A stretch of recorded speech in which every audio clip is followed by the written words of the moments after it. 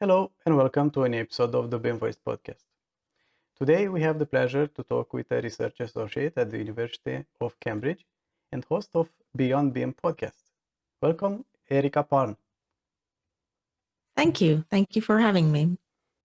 Let's start by telling us a little bit who are you and what are you doing? Sure. So I am a research associate at the University of Cambridge and specifically at the Centre for Digital Built Britain and Cambridge Service Alliance. So it's a crossover between two research centres. On the one hand, Digital Built Britain is trying to understand or uncover what are the benefits and the value of digitally twinning UK's critical infrastructure.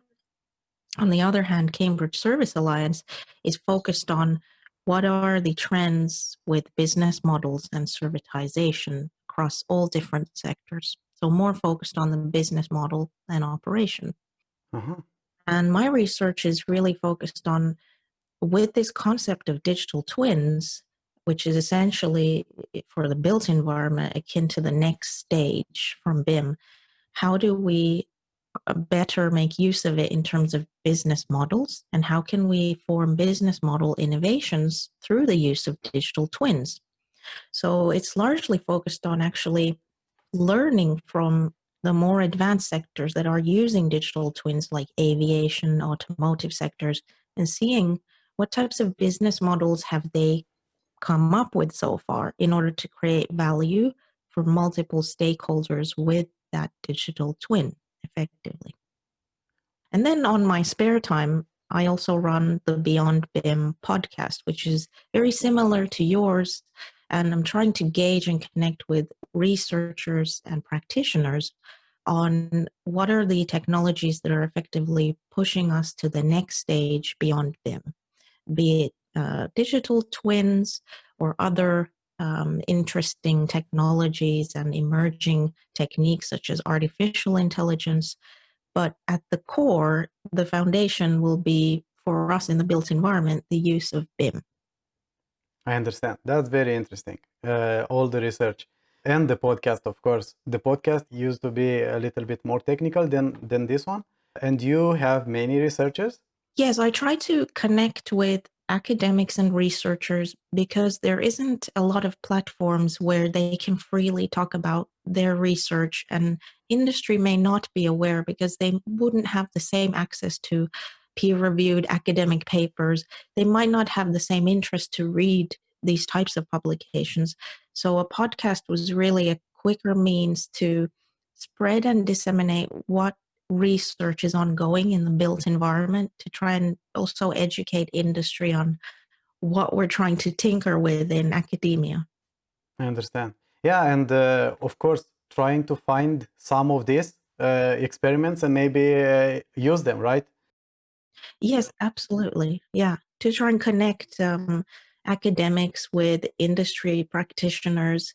It's sort of a way to try and not only disseminate, but maybe even inspire new innovations in industry. Yes, of course. If we go from the name Beyond BIM, so BIM is very basic. So let's start with that. What is your interpretation of BIM as building information modeling? In terms of what it is now or what it could be? You can go with both. You can go even with three versions, like what used to be and what is now and what might be or what needs to be. Yeah, I would say that specifically with Beyond BIM as a podcast, when I first started it, I was looking at core 7 dimensions, which are kind of pushing us to the next stage of use of BIM. And those included things like sensing or sensor-based capabilities. And this forms as part of what we know is necessary with digital twins as well. The other dimension includes things like simulation and artificial intelligence, or we could say, instead of artificial intelligence, we can use the term advanced simulation. So the use of things like machine learning to try and enhance the accuracy of your simulations or predictability of your simulations. Then there are other aspects that I looked into, or other dimensions, which are, we could class them as emerging technologies that are trying to merge with BIM. Things like blockchain. So the use of this type of cryptography, I believe, in the IT world. So it's just one way of securing the transfer of information as well. So blockchain is certainly another part or another facet that can quite well link with the spread or sharing of information through BIM. So we have advanced simulation, blockchain, and sensor-based technologies. And the other dimension was, of course, things like robotics. So on the construction site specifically, this is something that is gaining increased prominence, and particularly now where we're faced in a world where we're constantly trying to work remotely. So the increased use of robotics and its incorporation into the design data from BIM was another area of interest specifically. I'm trying to remember all the 7 dimensions. Robotics, AI, blockchain. I'm sure there are a few more, but essentially it was emerging tech. So emerging tech that kind of brings us to the next level of informatization of design data throughout the building's life cycle, effectively, be it at the early design stages, or during construction, or during its operation. If you wish, I can. I found the list. You mentioned the 7 things. One would be laser scanning. I think you did not mention Oh, this. yes. So, okay. So the other dimension is, again, laser scanning or optoelectronics. So optoelectronics is, again, also improving in its capacity and capabilities. And we're seeing that laser scanning or LiDAR is effectively being used to monitor assets and also to monitor activities on site. And then the other one, I believe, was maybe perhaps linked to laser scanning. You have GIS as well. Yes, GIS is certainly another part to try and, in the world of digitizing everything, if it's not located or localized, it's of less value. And it's the same thing with all of the internet services that we're using. If we cannot locate it in a digital platform, it's of very little value. So GIS will play a huge role in, pushing that forward. I'm not sure if I included photogrammetry, but photogrammetry is kind of like the next stage as well with LiDAR and laser scanning, because photogrammetry is kind of like combining computer vision technology, which is probably the other one that I'm including there as well, and also this machine learning capabilities. So you can kind of also merge these dimensions, like I mentioned. So computer vision together with machine learning to try and improve the accuracy of what's known as photogrammetry. So eliminating the use of LiDAR effectively. Yes, yes, and especially because LiDAR it's a quite expensive technology. Not necessarily technology, but the tools you need to buy are quite expensive. Meanwhile, you can scan for video with a smartphone. Everybody can do that and just get it processed by machine learning. Exactly. So it's kind of like the next stage, as you say, to improve its affordability, accessibility. It's an innovation, and here you're combining 2 of those dimensions together to form a new innovation. So again, in a similar vein, with robotics, we know that robotics will be relying on things like both photogrammetry and LiDAR in order to navigate through the spaces. So these dimensions don't just act alone, they require other emerging technology and infrastructure to support them in their functions. But these were kind of the starting points for the interviews that we conducted with Beyond BIM to try and gauge what are the latest developments in AI, in robotics, how does it actually incorporate with the use of BIM. In some cases, the researchers quite frankly said, well, this has not been incorporated with BIM. It's been tested and piloted as a standalone technology, but there is merit to combine it with design data, which is being used to monitor, for instance, activities on site. Yeah. I think you mentioned also hybrid technologies. What do you mean by that? So hybrid technologies is exactly what I mentioned earlier, which is where you combine one or two of the dimensions to form another. So essentially, it's the combination of any of those dimensions to form what I mentioned earlier, such as photogrammetry. That would be a hybrid between two of the dimensions. I understand. So was this like the definition of future BIM, like what we wish BIM to be, or like what we need to function for a ideal situation, or Yeah, it's very difficult to now when I look back at these dimensions, they're quite restrictive. I would probably lean into thinking about more about what is the value that we get from the technology. So certainly one key core value with all of these is autonomy. Everything is moving towards autonomy, and in order to do so, that's why we're coming up with these hybrid technologies or solutions. That's the value that we're getting out of it, autonomy. So I would say that in terms of value of BIM and what it is or what it could be in the future, one of the values is how do we get autonomy with BIM? Of course, the other values would be, as we all know, productivity or efficiency. Right? These are not new terms. We're constantly chasing after these types of values. And but for myself, starting at the Center for Digital Build Britain, it gave me another new angle or insight into the whole digitization, which is, do businesses, even if they digitize and even if they invest a lot of money into technology and make claims of productivity, does their business actually become more profitable or more resilient as a result of it? Is there any business model innovation at the back of it? And this is something that I've come across with other researchers, which is the productivity paradox, that yes, there is a lot of technology out there, and but the productivity paradox, if I've understood it correctly, is this: that irrespective of the increased amount of technology, we're still not more productive. So what is hindering us? And one hypothesis is that actually what's hindering us is that the businesses aren't innovating their business models. It isn't necessarily about investment into technology. Sometimes the winners are those that can innovate with a business model.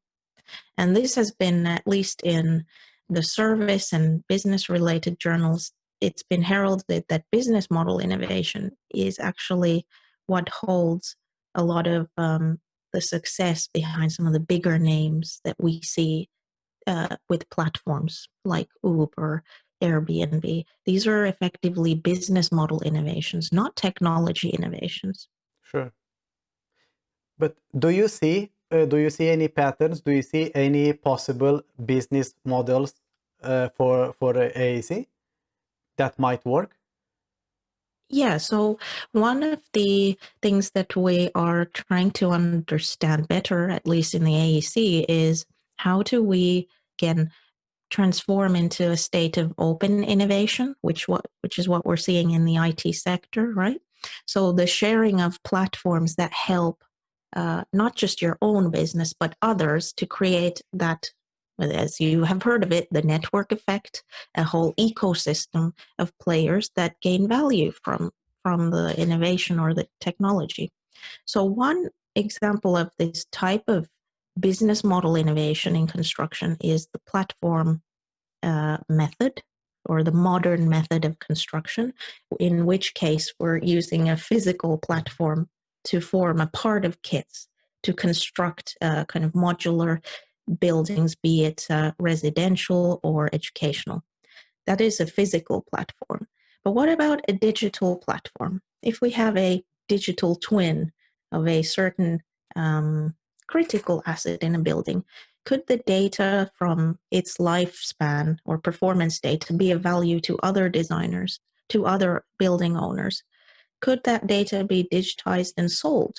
So this is, again, new business models whereby we're not just providing design services or construction services, we're also thinking about other servitizations, such as selling of data of those assets.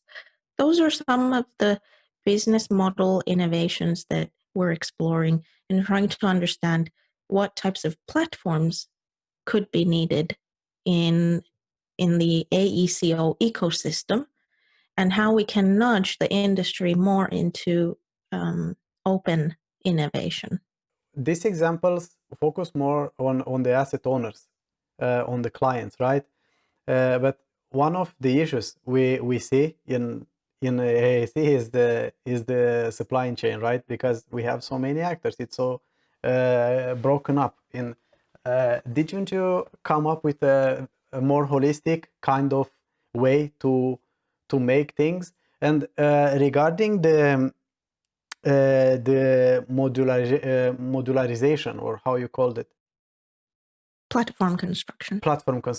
That might work, but I'm an optimist myself, but I think it's limited. That doesn't mean that we don't need to try it, of course.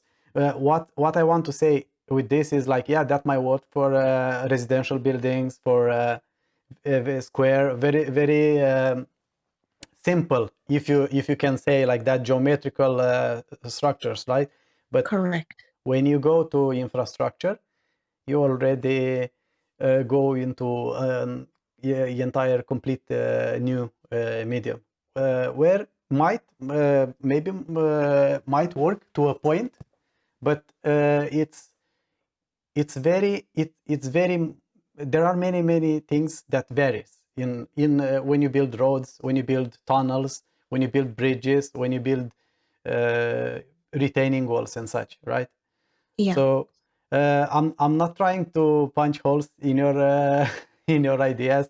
I also think like a combination of things is necessary for this, but yeah, that's a big challenge. And this is something I talk a lot with the guests I have on the podcast about how can we find a better way of working together. And regarding sharing data, because you mentioned about that, digital twin and sell the data and such, like collaboration is another taboo in our industry between actors, and not only between actors, but not only across the supply chain, but we have design companies that don't work together. We have builders that don't work together. We have customers that don't work together, right? So correct. I know it's scary when you think like that, and I'm not saying that just to relax and we cannot do anything. It's exactly the opposite. I'm trying to lay out the ground and to brainstorm what can we do, how can we approach it in a different way to make something revolutionary. Well, certainly in the research with the platform construction methods, right now they're piloting this method. And there is a case, and again, the incentive here is actually to try and encourage platform construction methods with publicly procured projects. So it's not for all projects. And it's very clear from the outset that this method isn't one for all designs and all types of assets necessarily.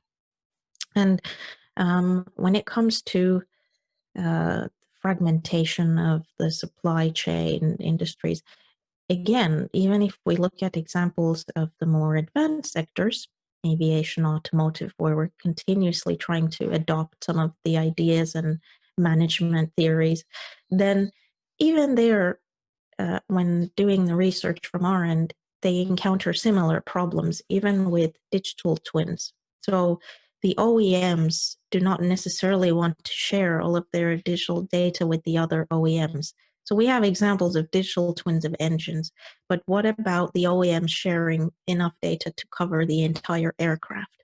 So it's the problem not just in the built environment sector, it's a reoccurring phenomenon. It doesn't confine to just us. And again, the idea of what are the business model innovations that overcome some of these barriers are the topics of interest to us. So what are the business model innovations that overcome these actors who normally would be competing against one another, who are now actually dependent on a digital platform in order for them to operate? I see. And at the end of the day, that's good that there are public projects looking into the platform to use this. But because they are the biggest losers in this situation right now, because they pay and they pay for inefficiency and very low productivity. And not because somebody doesn't want to be productive, but just because of not trying to employ new and better, more effective ways of work, right? And that needs to start there, I'm sure. But how do you get to a critical mass of owners or clients that are very interested to look more into this and try to push it forward? Yeah, there's again, that's not my, I wouldn't say that I have real expertise on how we can get critical mass with the owners or the clients. It's a difficult thing to gauge. A lot of the innovation, remember it, as you say, it starts out with publicly procured projects. It starts with public funding, public money. And then for that innovation or that concept to disseminate into the wider public, into the private sector, will take some time. We are kind of setting the foundation here, the laying the groundwork, but the hope is that eventually the private sector will take these ideas and quickly turn them around into, again, commercial solutions. And that's just the order of things with research and innovation. It's publicly funded, it's slow, it takes time to disseminate, but in the end, eventually, it does disseminate, but through the private sector, private actors who will take on that innovation. And there's some criticisms about this as well, right? They don't necessarily pay much for these innovations. And again, there's some debate around this. What's the value of publicly funded innovation, and how long will it take until it then spurs on to into the private sector? But certainly, the whole essence of what we're doing at CDBB and in Cambridge is, again, we're starting and laying the groundwork and trying to understand what the potential value would be of platform construction and as well of digital twins, with the hopes that, again, the private sector actors will try and pilot these technologies as well and hopefully take some of the concepts on board. And we do have an example of a private actors piloting the same platform construction method. So we are seeing at this early stage the pilot testing even with private actors. That's good. That's a very positive sign then. Yeah, and again, my assumption here is that it all will just take some time before these techniques disseminate, or again, we don't know. We aren't entirely sure what the final results will be. These are ongoing pilot projects. And of course, somebody's got to do it. Somebody's got to pilot it first. Somebody's got to fail to then call it an innovation. Yeah.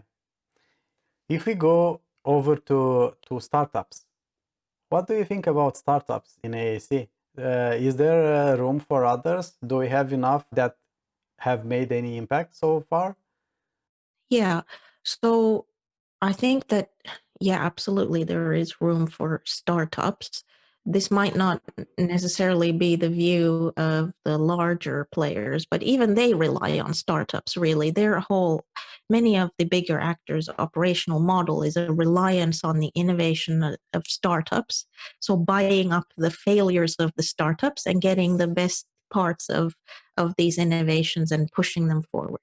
So there is a whole ecosystem that is reliant on startup companies to go out there to pilot new technologies And some of these startups try and disrupt. They try and come up with the next big thing to change the way that we are doing things in the built environment sector. And they may have early origins in a small startup company. They are not necessarily ideas that come from research labs in bigger conglomerates or bigger companies. Some of the ideas will be coming from smaller startups.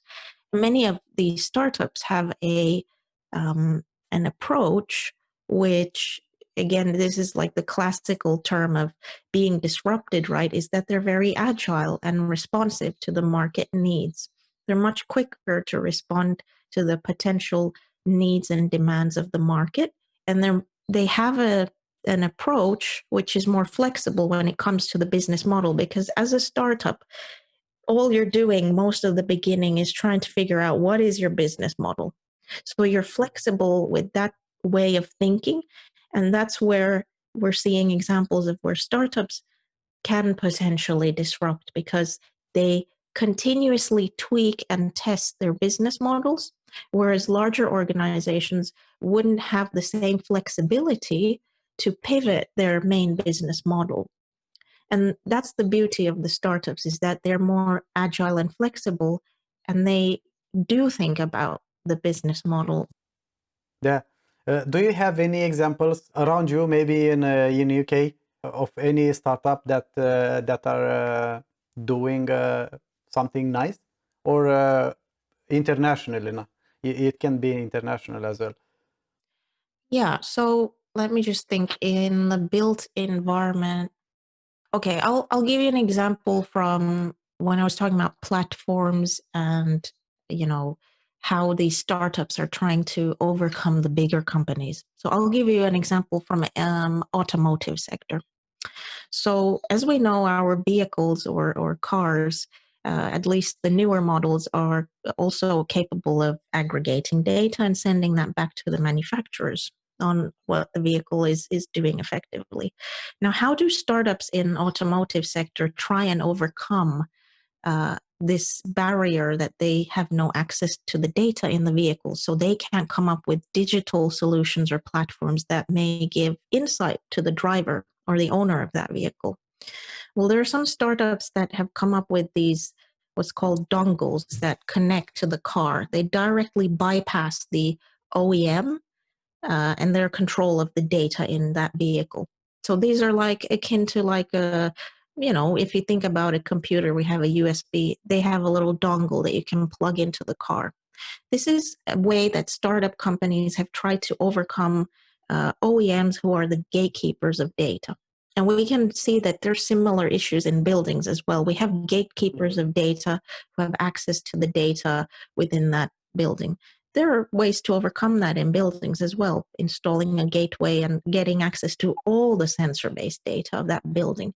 So there will be startups that are thinking about, how do we bypass the bigger players to get access to the data to come up with new digital solutions?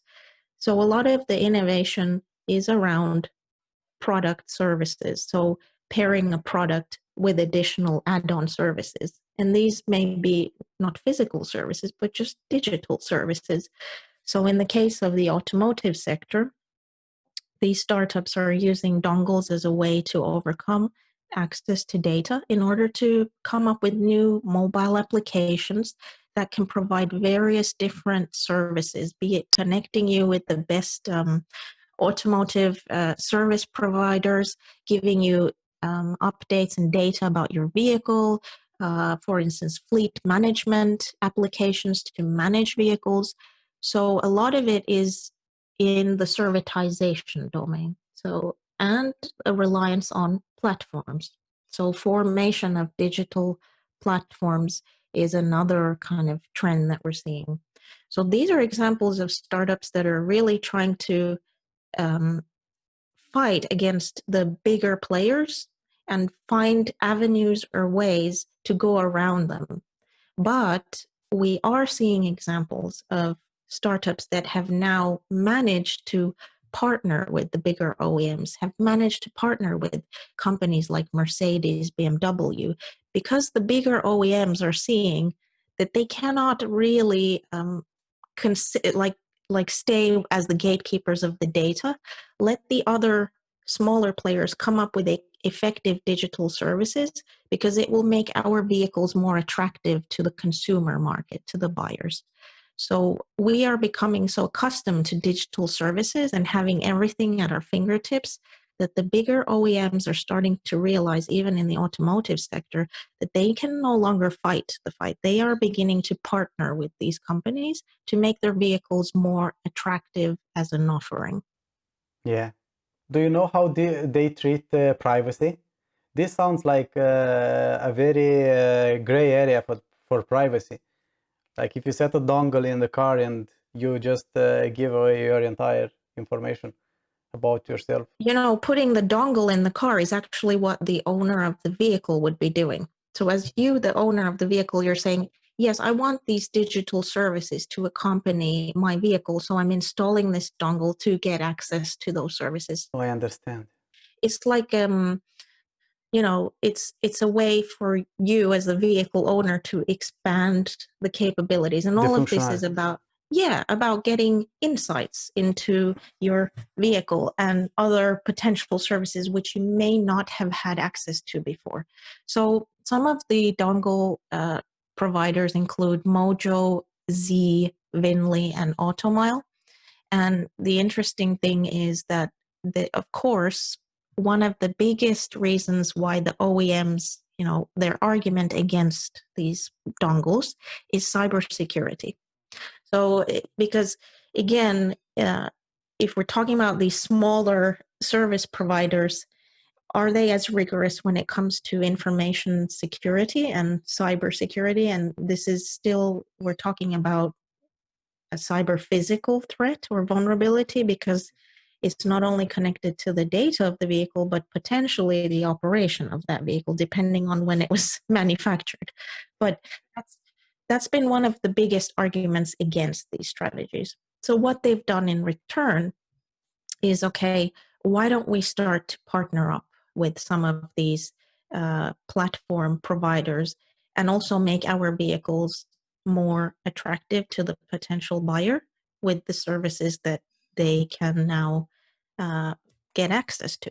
So it's really about the after sale services and how do you servitize the data and the insights potentially. And it will be the same thing with buildings as well. And we're starting to see examples of this in the built environment with things like mobile applications. So I think there's an application called Comfy. It's one that I believe I discussed in my previous Beyond BIM episode, which is effectively a mobile app to support wayfinding in a building. Obviously, that will rely on 3D model, design data of the building.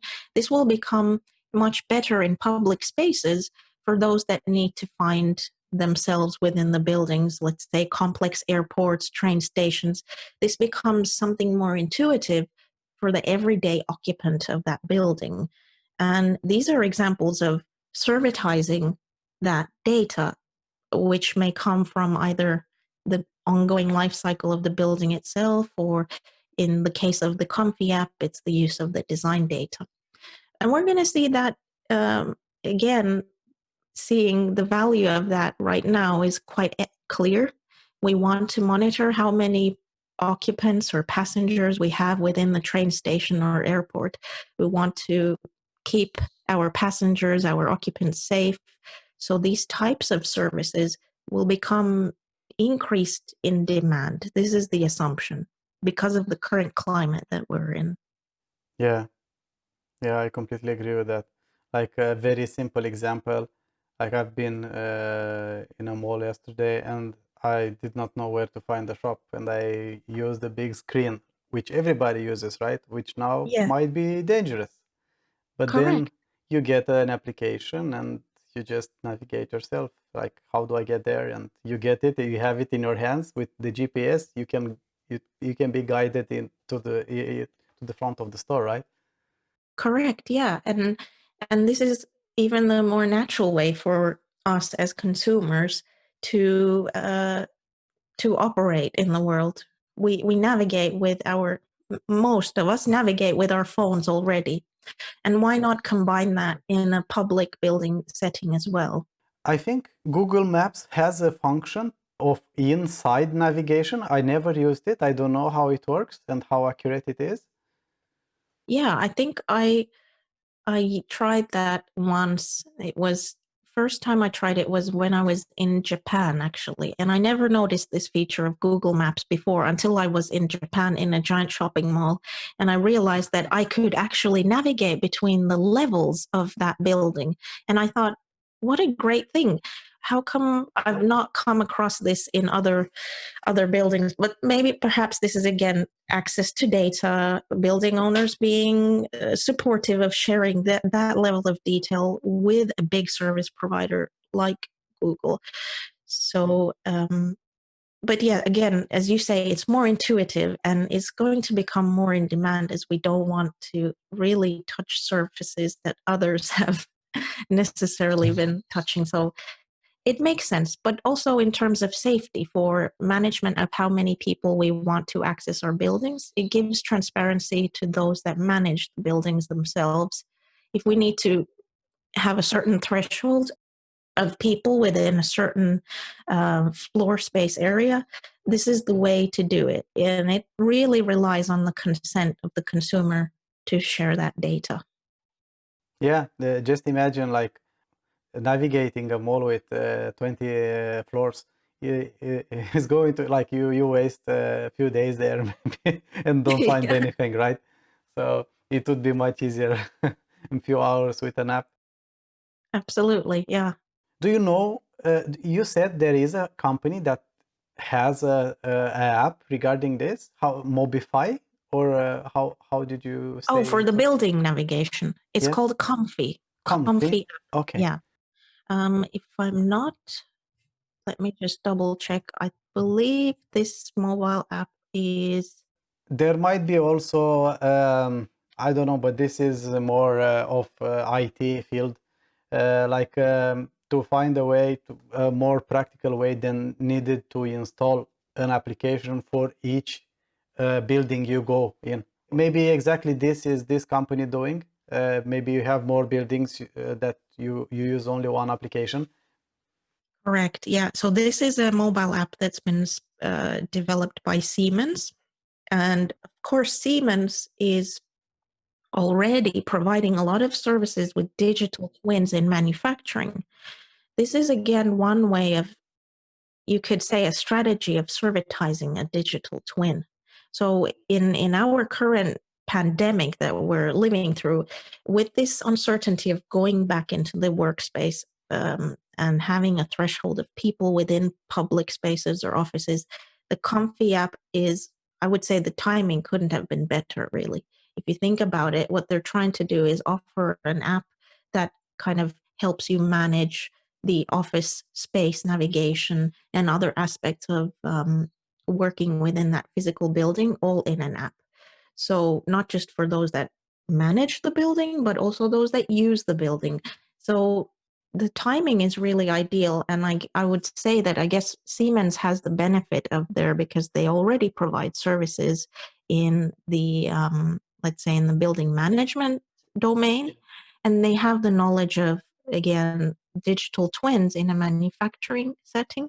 So this is something that they are presenting, and it's quite exciting if you think about it. We're not really getting a lot of services that relate to our buildings as such. As consumers of digital products, we're not faced with a lot of digital products that relate to buildings. We never thought that we can be entitled to something like this. We just thought that the biggest accomplish is just to like we need to get the building built.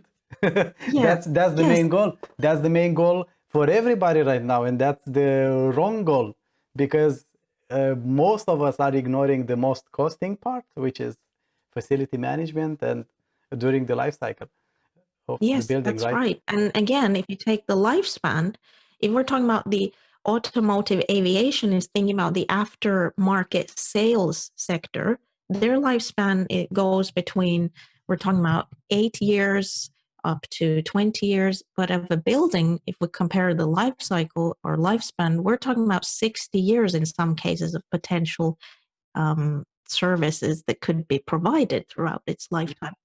Even 100 for the infrastructure, it's longer. Yes, yes. So why not explore servitization strategies in the certainly in the aftermarket, if we can call it aftermarket sales service provisions for the building throughout its lifetime. And again, something that, of course, we have examples of this that emanate not from the built environment, but from outside, the IT juggernauts, basically Google Nest. That was one example of a trial of a product that's trying to servitize or provide digital services to the homeowner.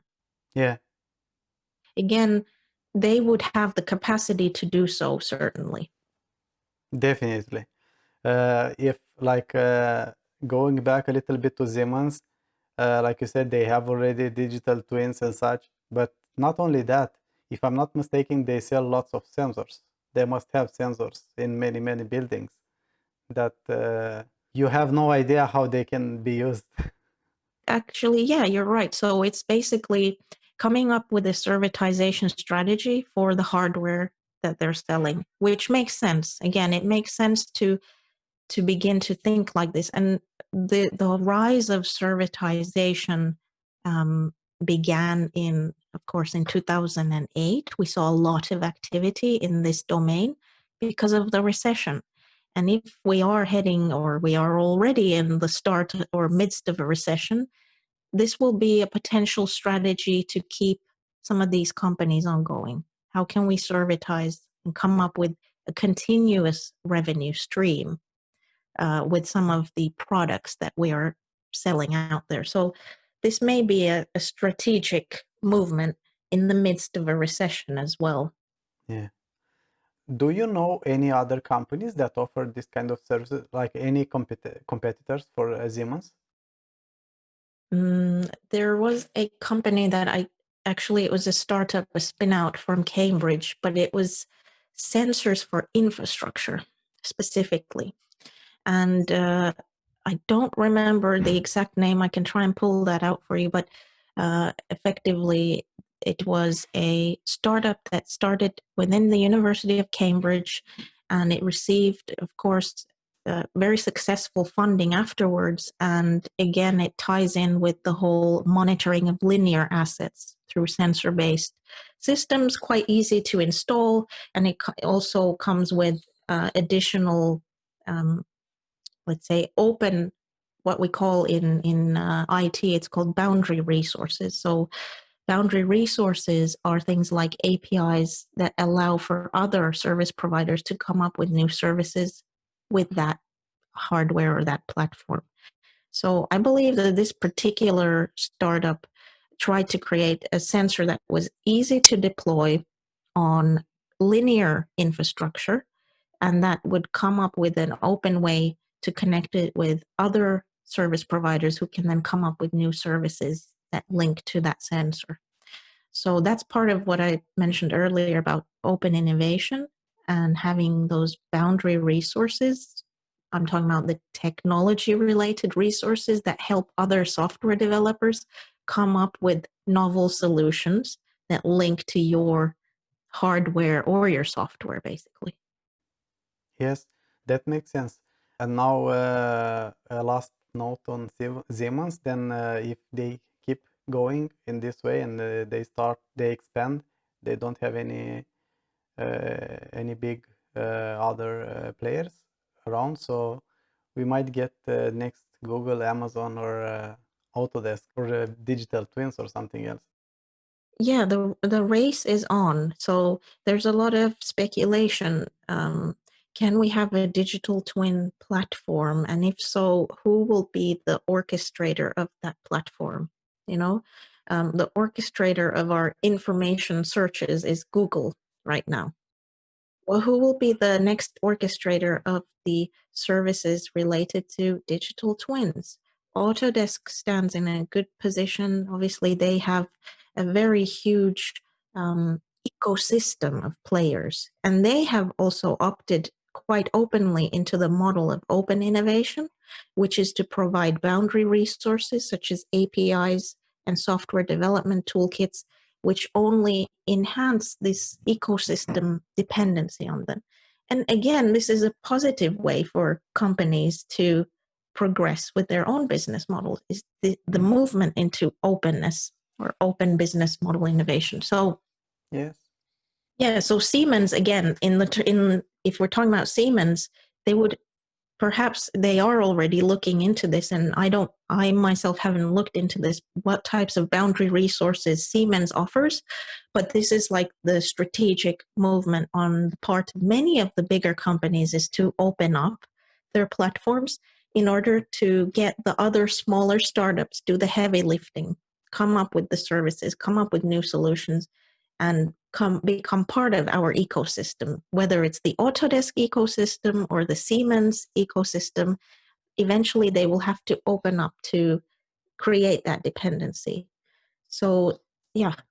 I really hope we start getting more innovative and more user focused monopolies, if I can call it like that, because Google, yeah, we use it, but because we have no choice, we got used to it, right? But it's not ideal for us. Like, they sell lots of data about everybody. They know a lot of things about everybody, right? So we need like, I don't know too much about linked data and Internet 3.0, but yeah, there are some principles back there where the customer, it it it's much more in control of his own data, because this, you don't own anything. You just have the app that you use, but you are very limited, and you getting exploited for this, even if you uh, recognize it or not. It's happening. Yeah, that's right. And that's something that these bigger ecosystem players are very conscious about. They tread very carefully now, and there's a lot of sensitivity around how they design platforms, how data is shared, what is the ownership of the data, and again, the transparency to the user of that data.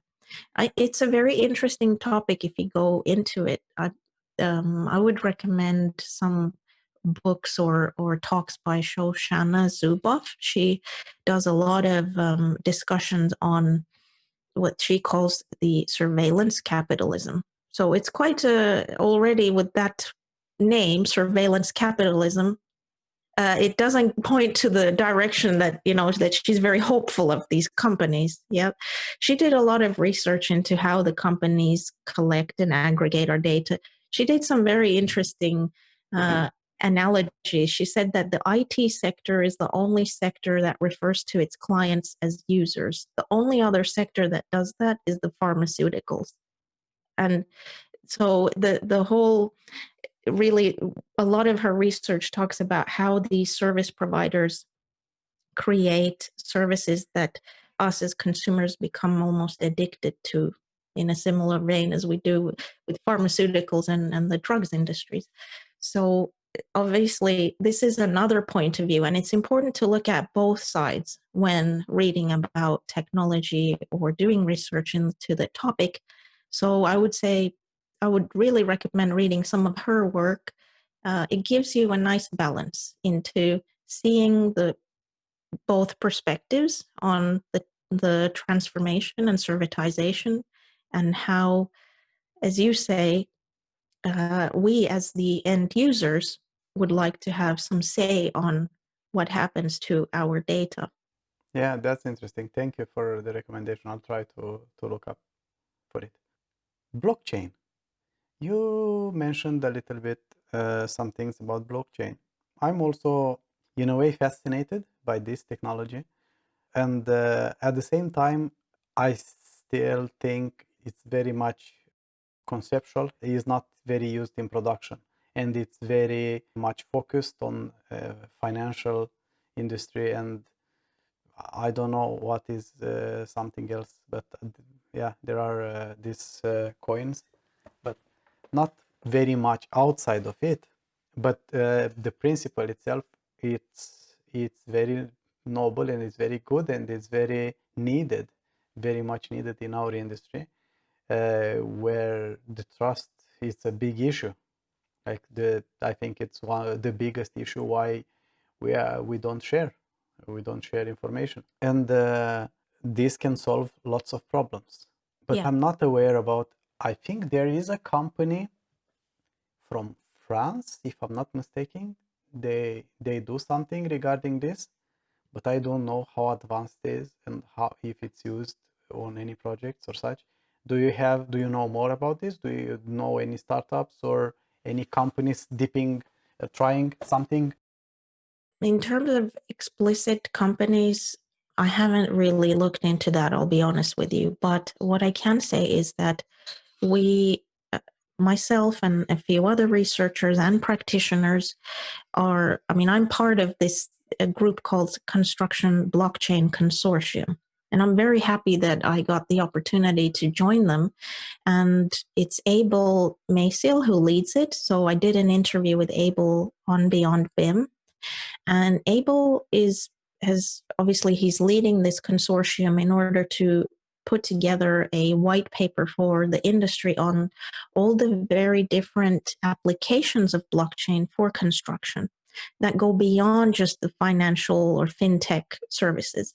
So I would recommend for anybody who is interested in blockchain and construction to look at CBC and have a look at their annual conferences and updates and publications on the topic, because they are themselves trying to figure out and set some precedent or examples for the construction industry to learn from, to try and apply blockchain into things like smart contracts and other ways of building trust into the contractual agreements that we have in place. So CBC is one source of information that your listeners and yourself might find of value if you want to learn more. But in terms of actual companies, I haven't got any examples in my head right now on who I've come across within specifically the construction domain.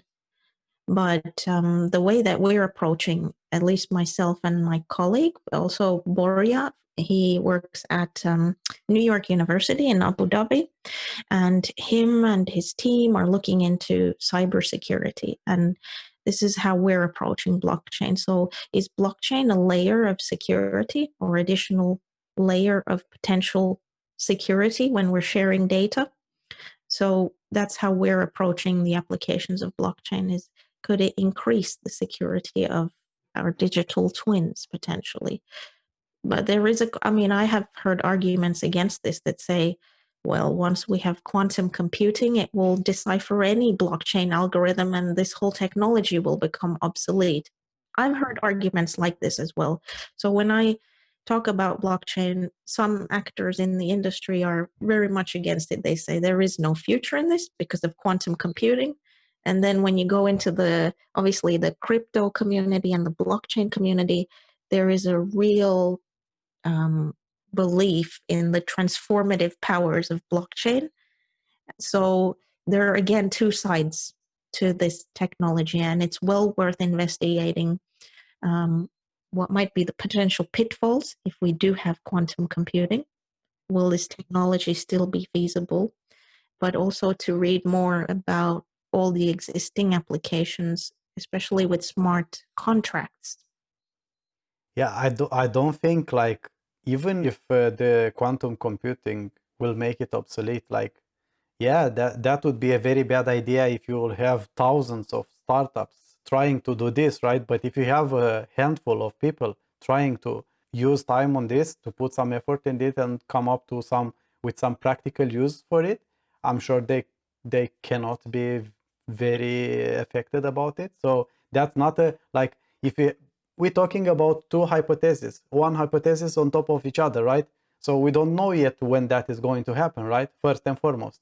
And if you take both of these, if you take blockchain and quantum computing, which one do you think it's closer to get used by me or you? Yeah. I feel blockchain is closer just because the exposure. I don't know too much about quantum computing. I know Google and the big players are working with this, but I don't know how much they advanced with it. So that's not that if something is willing to try to do something with this, should just try, of course.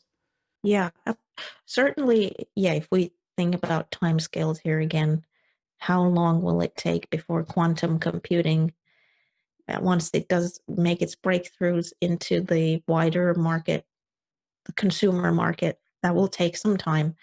But in terms of how some of these bigger companies, what they're thinking in the IT world, what their thoughts are on blockchain, some of them have strategically said, no, we will not touch anything to do with blockchain.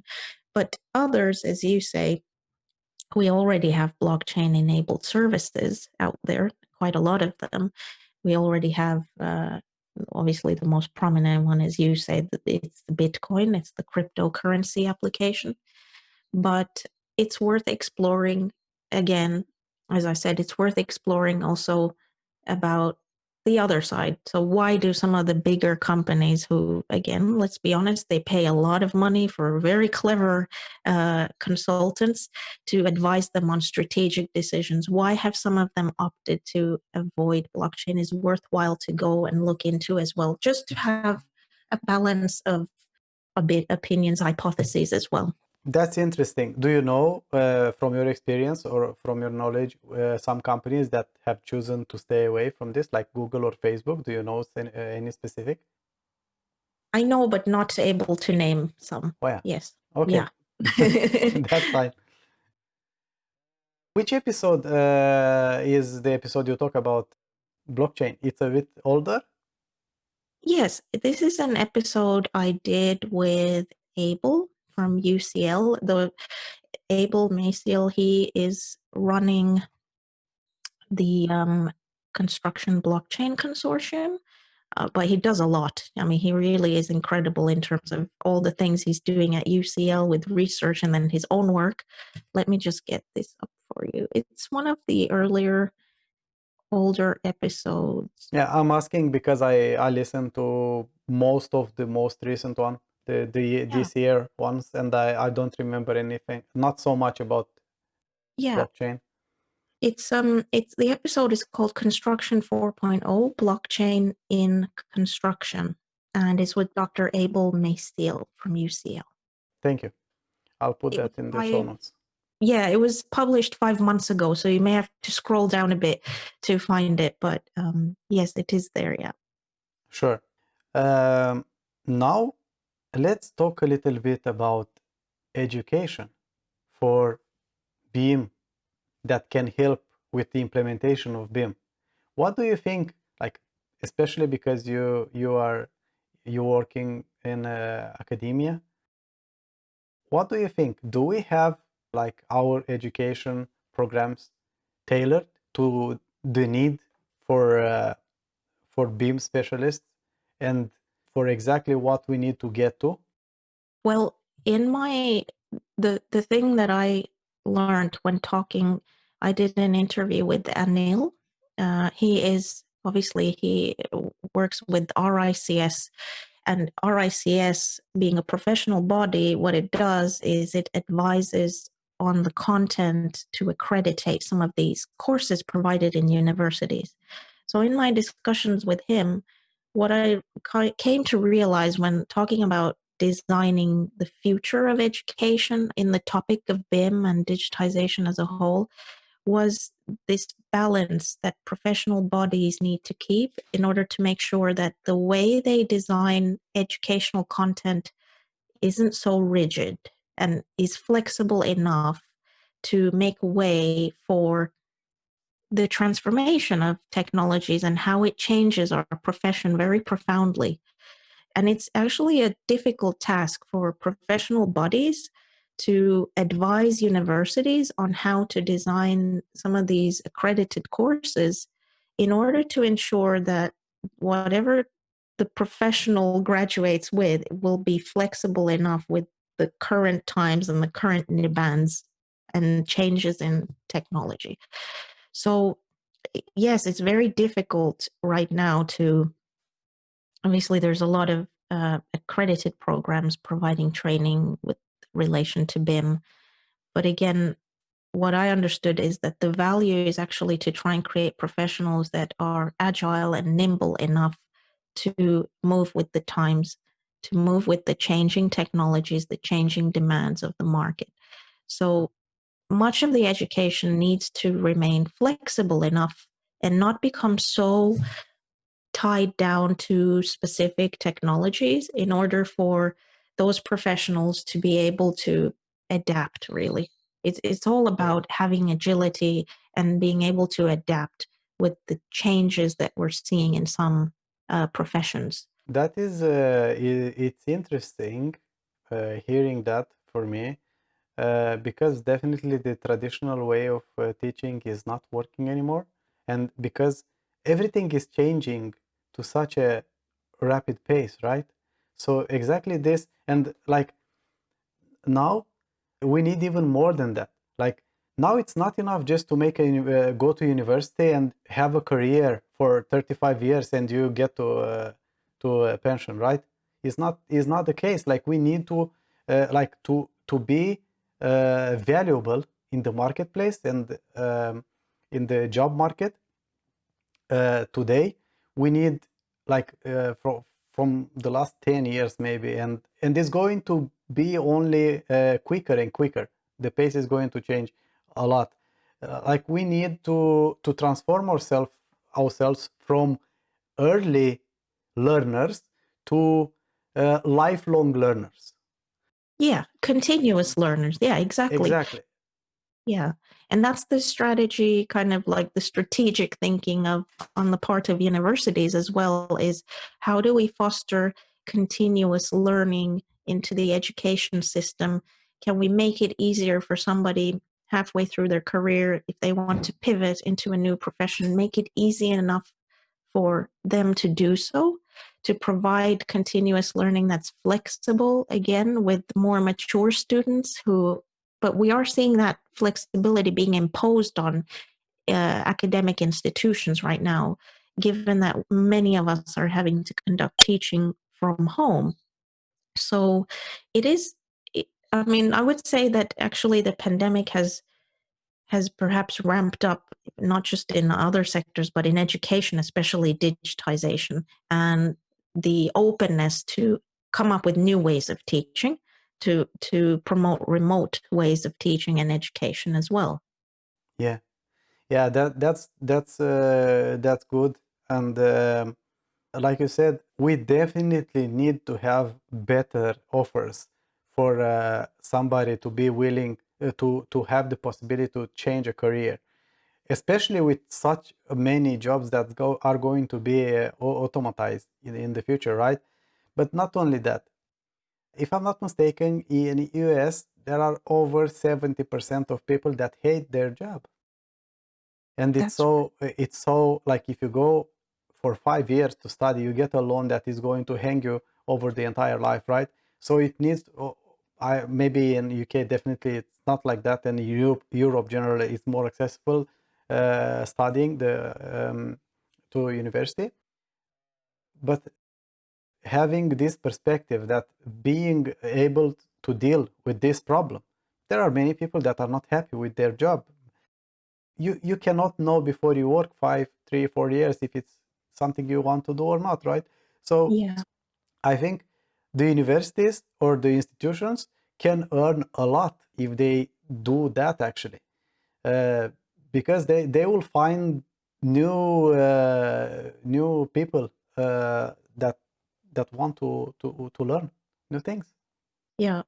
And again, it's all that transformation is already happening where, let's say, the bigger universities, especially US Ivy League universities, partnering with platforms and providing education through online means, these changes are happening and they're ongoing, and it is becoming more accessible to get online accreditation from directly from some of these universities without ever having to step into their uh, classrooms. So this is an ongoing transformation. And as you say, I think that here, these types of platforms that we were talking about, platforms are pushing the way for some of the innovation, even in the education sector.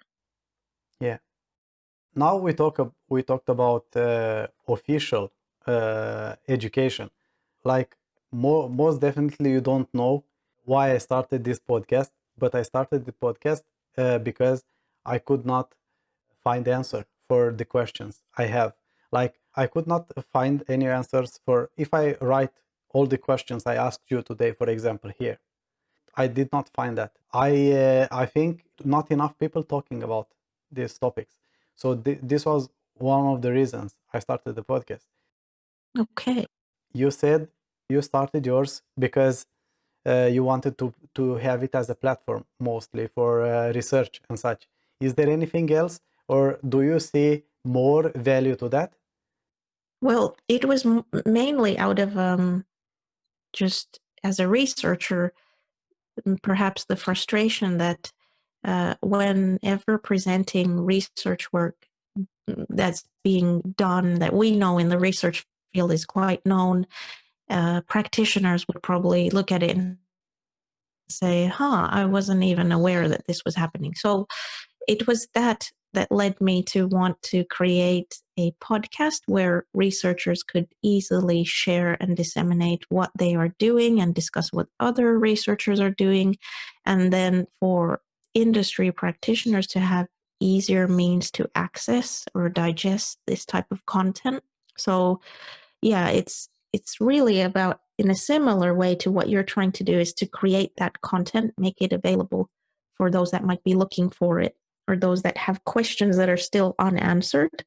And I just started it from the perspective of, let's give a voice to academics and researchers. Yes, that's very nice. Very well that you done that. Because like you said, like nobody, like practitioners have not heard about this. I'm thinking maybe this is the missing chain in the entire supply chain, because why anybody doesn't understand why the other ones, the other actors, how they struggle and how they might work together. But maybe if they listen to somebody, or they read somewhere that, yeah, of course this is not going well, they might try to think a little bit about this at least, because right now they are focusing only on what they need to deliver. Nobody's thinking too much about anything else. Like everybody's thinking on budgets and their part. So how do you expect for innovation to come from there if there is no, like, they just and this combined with the business model that is built in this way, right? It won't happen anything. Like they just need to build and do their job. Yeah.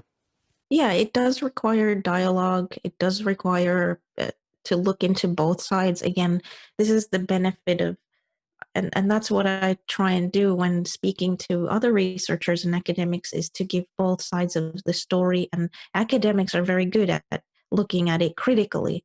So uh, that's what gives rise to interesting debates and interesting talks when you look at things from multiple perspectives and question some of the underlying assumptions of what the industry may have. I'm thinking maybe can be also like should be. I'm thinking there should be an arena there for the universities or for academia to showcase good examples that companies can tap into it. So not only podcast, much more than that, right? Workshops and I don't know, but maybe the supply chain doesn't see enough value in this, unfortunately. But I'm thinking like, yeah, this is something is definitely a need for much more than that. Yeah, certainly there is. And some universities do try and do activities like this with the types of alliances and partnerships they form with industry. And that's, in fact, that's what we try and do at Cambridge Service Alliance, is to bring industry. So we have industry partners. We disseminate our research to our industry partners, and we work with research questions or industry problems that emanate from practitioners or members of the Cambridge Service Alliance, and come together once a year, although now we're doing it all virtually, to share and disseminate what the results were of those research questions. And yes, many universities, I'm sure, will have similar types of arrangements in a broad array of domains. So it's just, as you say, we may need something better to disseminate that. Maybe some kind of platform that allows us to come together. Exactly. This actually, I think right now it's too much focus on the programma that every university has, and they expect too much. Like everybody what looks there and finds everything, right? Like with the era we live right now in, like you see how important YouTube is as a platform. Content creation is very, very important. Like of course you have the studies itself, but you should also have like a internal content creating machine or something, some persons that do that and highlight things that are important for the industry happening there, right? So I don't know, this is just came out of nowhere, the idea, but Yeah, it's a good idea. Yeah. I don't know you, but if I need to learn something I don't know how to do, I watch in YouTube. I watch a YouTube video. How do I do Yeah. that? Why would that not Comment. means Yeah. exactly, right? Like so if I'm just wasting time on YouTube or listening passively while working or something, you just can listen. Yeah, let's see what this university has done the last year or something. Let's see what they are doing, what they are up to right now or something, right? So Yeah. or if you are a company that are willing to recruit people in the future or students, right? So you get an insight about what's happening there. Digital marketing is very, very important, and universities might be still too traditional regarding this, but yeah, you see, like it might be an idea. Yeah, there's certainly room for improvement for educational institutions to come up to speeds when it comes to digital marketing, content creation as such. There is some important topic that I forgot or I missed to ask you about. Cambridge Service Alliance is organizing an industry day, which is online and it's free. So again, what we were saying, it's accessible to anybody from anywhere across the world. It will be online. It's our annual industry day where we will have speakers from industry like Microsoft, L'Oreal, um, Manchester United, and a startup called Fair Jungle, to talk about how they're coping with their services and their business models in the light of the pandemic using innovative digital solutions. So, in the case of Manchester United, how have they coped with this huge deficiency of football lovers coming to the stadiums? What are the novel ways that they've tried to engage those same fans with digital solutions? And in the case of Microsoft, it's really looking at healthcare, a very prominent topic in the light of the current situation. This event will take place on the 7th of October. It is all online. I can share with you the Yeah, link. please share the link and details with me, and I'll make sure to put them in the show note. You can send my email afterwards, so don't worry. Yeah, brilliant. And this one, again, really, I would say it's an interesting topic for perhaps senior business members, maybe managers, directors who want to learn from what are the big organizations doing to cope with the pandemic. Yeah, but for everybody can be insightful, definitely, and sounds very interesting because there are very many different areas about our life. Yeah. And as you say, and we also have a startup there as well, which will give some insight into how the startup world is coping, because it can be very, very strenuous for smaller businesses, the current situation that we're all in. Yeah, that sounds great. Thank you for sharing that. How can somebody get in touch with you then? Okay, so I mean, the easiest way would probably be through other platforms like LinkedIn. Very quick way to connect and interact with people. The other way is, of course, I would recommend that people, well, they can contact me on my university email address. This is available on the Cambridge website. So it's eap47@cam.ac.uk. If anybody's got questions to ask in relation to the research that we're doing at the moment with business model innovation and digital twins. The other recommendation is, of course, to go and listen to our podcast Beyond BIM. If any of the topics were of interest with relation to the emerging technologies or what is happening in the educational sector. So beyondbim.com, it's on SoundCloud and most of the podcast providers. Yes, go watch or listen to Beyond BIM because it's a very good podcast. I'm listening to it. Oh, thank you so much. And we actually opted to start putting content on YouTube as well because, like you said, YouTube is a very convenient means of digesting content, even educational content. I'll send you our recent paper, which was published at Microsoft New Future Work Conference. It talks about working from home, audio, video, computer vision, and how to monitor emotional responses, and then the home working environment background to gauge well-being. Maybe that's a whole topic on its own. Goes into the whole collection of data, maybe too much into surveillance, but it's certainly about using AI to gauge emotional responses of the home office working environment. I'll keep a close eye on the business model research you are doing and everything else, of course. Drop me an email if you have any other thoughts or ideas, even with relation to the podcasts, because Yes, I'm just like you, just doing it for the fun of it. So I'm always keen to collaborate with other people that are doing the same thing. keep publishing your podcast weekly. Definitely. Thank you so much, Petru. Thank you very much, Erika. It was really nice to have you here. Thank you a lot for taking the time.